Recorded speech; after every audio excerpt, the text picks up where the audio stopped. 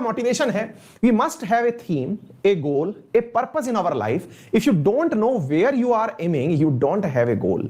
वास्तविकता है साथियों, हम में से बहुत सारे लोग जी रहे हैं, और वास्तविकता है कई बार ये परिस्थिति, लक्ष्य विहीन जो स्थिति है, ये विद्यार्थियों के जीवन में होती भी है और उन्हें इस बात का एहसास भी नहीं होता है।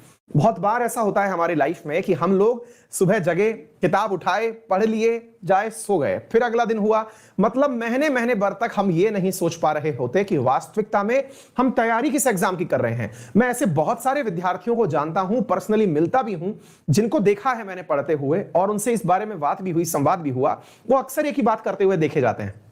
बकायदा वो नियम से कुर्सी टेबल पर बैठ के पढ़ेंगे, बकायदा वो लाइब्रेरी में आकर पढ़ेंगे। उनकी लाइब्रेरी पर रखी हुई किताब उन्हें मिल गई रीजनिंग की, तो रीजनिंग पढ़ना शुरू कर दिया। उनको रखी हुई किताब मिल गई जीके की या फिर कोई भी हिस्ट्री ज्योग्राफी बढ़िया सी, वो पढ़ना शुरू कर दिया। उन्हें दिख गया यूट्यूब पर कोई बढ़िया सा वीडियो आया हुआ है पढ़ाने के लिए, वो पढ़ लिया। कुछ नहीं पता है लेकिन पढ़ जरूर रहे हैं।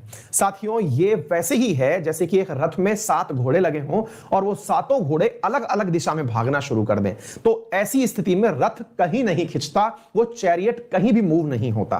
एग्जैक्टली अगर आप लोग अपने लक्ष्य को लेकर के रोज डिटरमाइंड नहीं हैं कि आप किस दिशा में कार्य कर रहे हैं, और जो आप आज कर रहे हैं वो आपको उस तरफ ले भी जा रहा है या नहीं, तो निश्चित मानिए कि आप लक्ष्य विहीन स्थिति में हैं। कभी भी किसी भी दिन, और ये शुरुआत करने में कुछ मतलब सैकड़ों घंटे नहीं लगते हैं, एक दिन पर्याप्त है इस बारे में विचार करने के लिए कि आप दिन भर में जो भी पढ़ रहे हैं। देखिए, ये बात उन लोगों के लिए है जो पढ़ रहे हैं, जो नहीं पढ़ रहे हैं उनके लिए तो बातें ही बाद में की जाएंगी। जो पढ़ रहे हैं लेकिन फिर भी नहीं पता है कि क्यों पढ़ रहे हैं या क्या पढ़ रहे हैं, आप लोग बैठिए, जिस परीक्षा के बारे में आपने एम कर रखा है, अगर भूल जाते हैं बार बार, उसे लिख लीजिए कि मैं एसएससी की प्रिपरेशन कर रहा हूं, कि मैं यूपीएससी की प्रिपरेशन कर रहा हूं, कि मैं स्टेट पीसीएस की प्रिपरेशन कर रहा हूं। होता क्या है, यूपीएससी की प्रिपरेशन कर रहे हैं, अचानक कहीं से पता चल गया कि फलाने भैया जो हैं वो स्टेट पीसीएस में सेलेक्ट हो गए, तो आपने खटाक से स्टेट पीसीएस का सिलेबस उठाया, देखा, अरे यार ये तो बहुत आसान है, चलिए इसको कर लेंगे। पता चला कि स्टेट पीसीएस एक स्टेट का दे रहे थे, दूसरे का दिखा, अरे यार उसकी वैकेंसी जल्दी आ गई, चलो उसके लिए भी पढ़ लेते हैं। ऐसे विद्यार्थी कभी किसी गोल को पूरा नहीं कर पाते। ये आज से सुन लीजिए, कभी गोल पूरा नहीं होगा, खामोखाई समय खराब कर रहे हैं।